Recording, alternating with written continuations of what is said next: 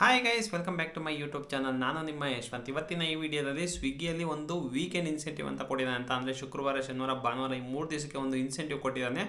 ಆ ಇನ್ಸೆಂಟಿವ್ ಎಷ್ಟು ಕೊಟ್ಟಿದ್ದಾನೆ ಅಂತ ಅಂದರೆ 10,000 ಇನ್ಸೆಂಟಿವ್ ಕೊಟ್ಟಿದ್ದಾನೆ. 10,000 ಇನ್ಸೆಂಟಿವ್ ಮಾಡ್ಬೋದಾ, ಮಾಡೋಕ್ಕಾಗಲ್ವಾ, ಯಾವ ರೀತಿ ಕಂಡೀಷನ್ ಇದೆ ಅನ್ನೋದೆಲ್ಲ ನಾನು ನಿಮಗೆ ಇವತ್ತು ತಿಳಿಸ್ಕೊಡ್ತೀನಿ. ಏನಕ್ಕೆ ಅಂತಂದರೆ ಇಷ್ಟು ದಿವಸ ಸ್ವಿಗ್ಗಿಲಿ ಯಾವುದೇ ಆದಂಥ ವೀಕೆಂಡ್ ಆಫರ್ಗಳು ಯಾವುದೂ ಕೊಡ್ತಾ ಇರಲ್ಲ. ಬಟ್ ಏನೋ ಹೊಸ್ದಾಗಿ ಆ್ಯಡ್ ಮಾಡಿಬಿಟ್ಟು ಈಗ ವೀಕೆಂಡ್ ಆಫರ್ ಕೂಡ ಕೊಟ್ಟಿದ್ದಾನೆ. ಬನ್ನಿ ವೀಕೆಂಡ್ ಆಫರ್ ಯಾವ ರೀತಿ ಇದೆ ಅಂತ ಹೇಳ್ಬಿಟ್ಟು ನಾನು ನಿಮಗೆ ತಿಳಿಸ್ಕೊಡ್ತೀನಿ. ಮೊದಲನೇದಾಗಿ ಈಗ ಸ್ಕ್ರೀನ್ ರೆಕಾರ್ಡ್ ಕೂಡ ಆನ್ ಮಾಡ್ಕೊಂಡು ನಾನು ಸ್ಕ್ರೀನಲ್ಲಿ ಕೂಡ ನಾನು ನಿಮಗೆ ಹಾಕಿರ್ತೀನಿ, ನೋಡ್ಕೊಳ್ಳಿ. ಮೊದಲನೇದಾಗಿ ಡೈಲಿ ಇನ್ಸೆಂಟಿವ್ ಏನಿದೆಯೋ, ಡೈಲಿ ಇನ್ಸೆಂಟಿವ್ ರೆಗ್ಯುಲರಾಗಿ 37 ಆರ್ಡ್ರಿಗೆ 525 ರೂಪಾಯಿ ಇದೆ. 25 ಆರ್ಡ್ರಿಗೆ 560 ರೂಪಾಯಿ ಇದೆ. ಇದು ರೆಗ್ಯುಲರಿಗೆ ಡೈಲಿ ಕೂಡ ಇರುತ್ತೆ. ಇದ್ರ ಬಗ್ಗೆ ಏನು ಮಾತಾಡಬೇಡ. ಇವಾಗ ನಾವು ನೋಡಿ ವೀಕ್ಲಿ ಬಂಪರ್ ಗ್ಯಾರಂಟಿ ಅಂತ ಹೇಳ್ಬಿಟ್ಟು ತೋರಿಸ್ತಾ ಇದ್ದಾನ, ಅದ್ರ ಬಗ್ಗೆ ಫೋಕಸ್ ಮಾಡೋಣ. ಅದನ್ನು ಓಪನ್ ಮಾಡೋಣ. ನೋಡಿ, ಇವಾಗ ಓಪನ್ ಕೂಡ ಮಾಡಿದೆ. ನೋಡಿ ಯಾವ ರೀತಿ ಇದೆ ಅಂತ ಹೇಳ್ಬಿಟ್ಟು, ಏನೇನು ಕಂಡೀಷನ್ ಇದೆ ಅಂತಲೂ ಕೂಡ ನಾನು ನಿಮಗೆ ತಿಳಿಸ್ಕೊಡ್ತೀನಿ. ಮೊದಲನೇದಾಗಿ ಏನಪ್ಪ ಅಂತ ಅಂದರೆ, ಈಗ ಫಸ್ಟು ಈಗ 115 ಆರ್ಡ್ರ್ ಮಾಡಬೇಕು ಅಂತ ಇದೆ. 115 ಆರ್ಡ್ರ್ ಏನಾದ್ರು ನಾವು ಮಾಡ್ತೀವಿ ಅಂತ ಅಂದರೆ 7,750 ರೂಪಾಯಿ ಟೋಟಲಾಗಿ ಯಾವ್ಯಾವತ್ತು ಮಾಡಬೇಕಂತ ಅಂದರೆ ಇಷ್ಟಕ್ಕೆ 12ನೇ ತಾರೀಕು, 13ನೇ ತಾರೀಕು, 14ನೇ ತಾರೀಕು ಅಂದರೆ ಒಂದು ದಿವಸಕ್ಕೆ ಎಷ್ಟು ಮಾಡಬೇಕು ಅಂತ ಹೇಳ್ಬಿಟ್ಟು ಕೂಡ ಕ್ಯಾಲ್ಕುಲೇಟ್ ಮಾಡಿ ನೋಡೋಣ. 115 ಡಿವೈಡೆಡ್ ಬೈ 3, 115 ಡಿವೈಡೆಡ್ ಬೈ 3 ಅಂತ ಅಂದರೆ ನೋಡಿ, ಒಂದು ದಿವಸಕ್ಕೆ 38 ಆರ್ಡ್ರು. ಅಂದರೆ ಟಾರ್ಗೆಟು ಕೂಡ ಆಲ್ಮೋಸ್ಟ್ ಅದು 37 ಇದೆ. ಒಂದು ಸ್ವಲ್ಪ ದಬಾಯಿಸಿ ಏನಾದ್ರು ನಾವು ಮಾಡ್ತೀವಿ ಅಂತ ಅಂದರೆ, ಒಂದು ಸ್ವಲ್ಪ ಎಫರ್ಟ್ ಹಾಕಿ ಮಾಡ್ತೀವಿ ಅಂತ ಅಂದರೆ 38 ಮಾಡ್ಬೋದು. ಬಟ್ ಇನ್ನೊಂದೇನು ಅಂತಂದರೆ, ಇನ್ನೊಂದು ಕೊಟ್ಟಿದ್ದಾರಲ್ಲ, ಇನ್ನೊಂದಂತೂ ಸಿಕ್ಕಾಪಟ್ಟೆ ಕಷ್ಟ ಅಂತಲೇ ಹೇಳ್ಬೋದು. ಈಗ ರೆಗ್ಯುಲರ್ ಡೈಲಿ ಇನ್ಸೆಂಟಿವ್ ನಾವು ಮಾಡಬೇಕು ಅಂತಲೇ 37 ಆರ್ಡ್ರ್ ಮಾಡಲೇಬೇಕು.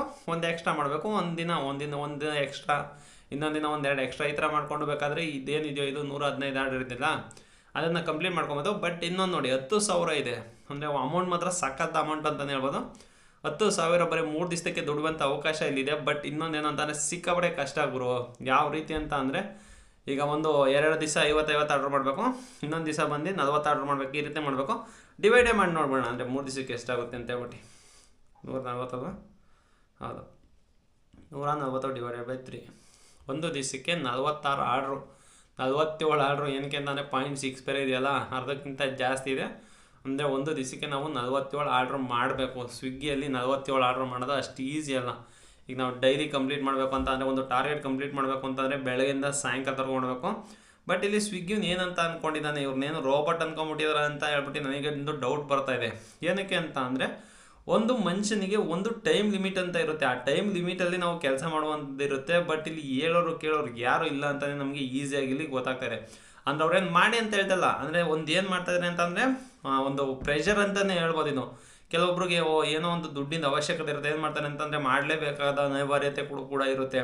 ಅದರಿಂದಾಗಿ ಒಬ್ಬೊಬ್ರು ಕಷ್ಟಪಡ್ತಾರೆ. ಬಟ್ ಈ ಥರ ಕಷ್ಟ ಕೊಡಬಾರ್ದು ಅಂತ ಹೇಳ್ಬಿಟ್ಟು ನಾನು ನಿಮಗೆ ತಿಳಿಸ್ಕೊಡ್ತಾರೆ. ಏನಕ್ಕೆ ಅಂತ ಅಂದರೆ, 47 ಆರ್ಡ್ರ್ ಮಾಡೋದು ಅಷ್ಟು ಈಸಿನೇ ಅಲ್ಲ.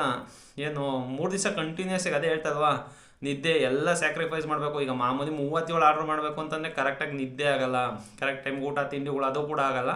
ಬಟ್ ಇಲ್ಲೇನು ಅಂತ ಅಂದರೆ, 47 ಆರ್ಡ್ರ್ ಇದೆಯಲ್ಲ, 47 ಆರ್ಡ್ರ್ ಮಾಡೋದು ಅಷ್ಟು ಈಸಿ ಅಲ್ವೇ ಅಲ್ಲ.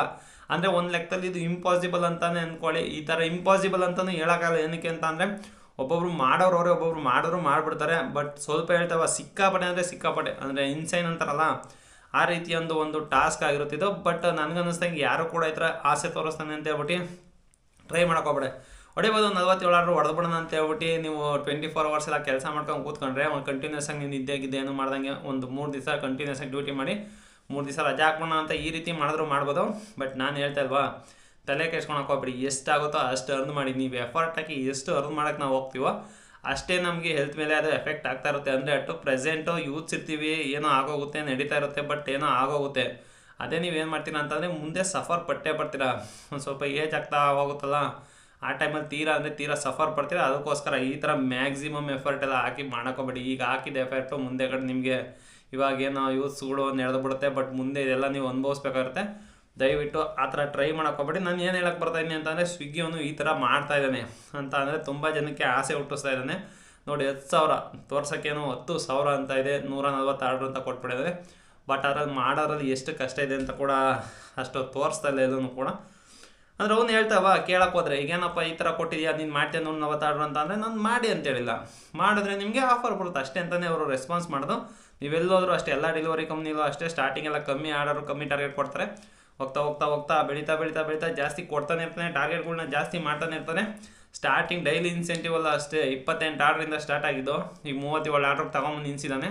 ಇನ್ನು ಎಲ್ಲಿಗೆ ಹೋಗುತ್ತೆ ಅನ್ನೋದನ್ನು ನೋಡ್ಬೇಕಾಗುತ್ತೆ. ಜೊತೆಯಲ್ಲಿ ನೋಡಿ ಈಗ ಏನಂತ ಅಂದರೆ ಕಂಡೀಷನ್ ಏನು ಅಂತಂದರೆ 2 ಕಂಡೀಷನ್ ಇದೆ ಅಷ್ಟೇ. 2 ಕಂಡೀಷನ್ ಏನು ಅಂತ ಅಂದರೆ 3ಕ್ಕಿಂತ ಹೆಚ್ಚು ಆರ್ಡ್ರನ್ನ ನಾವು ಇಲ್ಲಿ ರಿಜೆಕ್ಟ್ ಮಾಡೋಂಗಿಲ್ಲ. ಅಂದರೆ 3 ದಿವಸಕ್ಕೆ ಟೋಟಲಾಗಿ. ಈಗ ಏನು ಅಂತ ಅಂದರೆ ಒಂದಿನ ನಾವು ರಿಜೆಕ್ಟ್ ಮಾಡಿಲ್ಲ ಅಂತ ಅಂದರೆ ಲಾಸ್ಟ್ ದಿವಸಕ್ಕೆ ಏನಾದ್ರು ಸೇವ್ ಮಾಡ್ಕೊಂಡು 3 ಆರ್ಡರ್ನ ಬೇಕಾದ್ರೆ ಅವತ್ತು ರಿಜೆಕ್ಟ್ ಮಾಡ್ಬೋದು. ಅಂದರೆ ಯಾವುದೇ ಆದಂಥ ಡೈಲಿದಿಲ್ಲ ಇಲ್ಲಿ. ಅದರಿಂದಾಗಿ ನಾವು 3 ಆರ್ಡರ್ನು ಕೂಡ ರಿಜೆಕ್ಟ್ ಮಾಡ್ಬೋದು.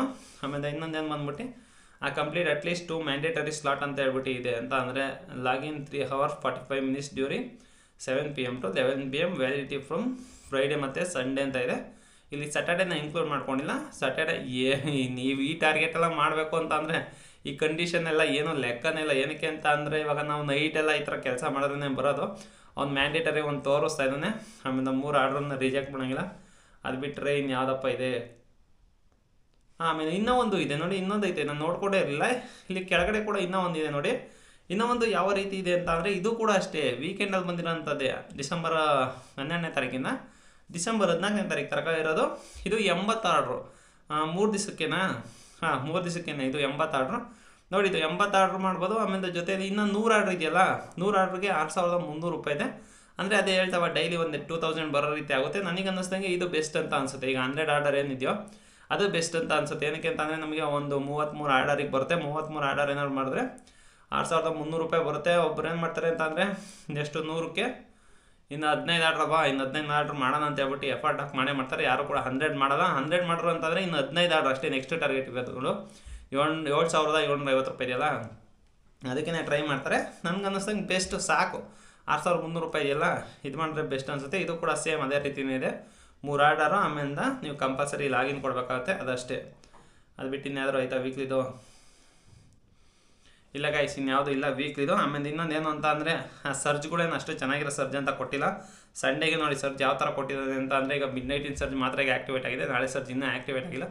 ನೋಡ್ಬೇಕು ಯಾವ ರೀತಿ ಆಗುತ್ತೆ ಅಂತ. ಆಮೇಲೆ ನೀವು ಕಮೆಂಟಲ್ಲಿ ತಿಳಿಸಿ ಈ ಥರ ಕಂಡೀಷನ್ ಕೊಟ್ಟಿಲ್ಲ ಅಂದರೆ 140 ಆರ್ಡ್ರ್ ಕೊಟ್ಟಿದ್ದಾನಲ್ಲ, 140 ಆರ್ಡ್ರ್ ಮಾಡ್ಬೋದಾ, ಮಾಡೋಕ್ಕಾಗುತ್ತಾ ಅಂತ ಹೇಳ್ಬಿಟ್ಟು ನೀವು ಕಮೆಂಟಲ್ಲಿ ತಿಳಿಸಿ. ಈ ಇನ್ಸೆಂಟಿವ್ ಏನಕ್ಕೆ ಅಂತ ಅಂದರೆ ಒಂಥರ ಹೊಸ ಥರ ಇತ್ತಲ್ಲ. ಅಂದರೆ ಇಷ್ಟು ದಿವಸ ಯಾವುದೇ ಆದಂಥ ವೀಕ್ಲಿ ಇನ್ಸೆಂಟಿವ್ ಕೊಟ್ಟಿರಲಿಲ್ಲ. ಏನಿದ್ರು ಕೂಡ ಡೈಲಿ ಇನ್ಸೆಂಟಿವ್ ಕೊಡೋನು, ಆಮೇಲೆ ಸರ್ಜ್ಗಳು ಕೊಡೋಲ್ಲ. ಅದರಿಂದಾಗಿ ಒಂದು ವೀಕ್ಲಿ ಇನ್ಸೆಂಟಿವ್ ಕೊಟ್ಟಿದ್ದಾನೆ. ಅದರಿಂದಾಗಿ ನಿಮಗೆ ತೋರಿಸೋಣ ಅಂತ ಹೇಳ್ಬಿಟ್ಟು ನಾನು ನಿಮಗೆ ತೋರಿಸ್ತೇನೆ. ಆಮೇಲೆ ನೀವು ಕಮೆಂಟಲ್ಲಿ ತಿಳಿಸಿ ನಿಮ್ಗೆ ಏನಾದ್ರು ವೀಕ್ಲಿ ಇನ್ಸೆಂಟಿವ್ ಬಂದಿದೆಯಾ ಬಂದಿಲ್ವಾ ಇಲ್ಲ ಅಂತ. ಅಂದರೆ ನಾನು ರೆಗ್ಯುಲರ್ಗೆ ಅಂದರೆ ಲಾಸ್ಟ್ ವೀಕ್ ಕೂಡ ನಾನು ಡ್ಯೂಟಿ ಮಾಡಿದ್ನಲ್ಲ, ಅದರಿಂದ ಏನು ಗ್ಯಾಪ್ ಕೊಟ್ಟಿಲ್ಲ ನಾನು.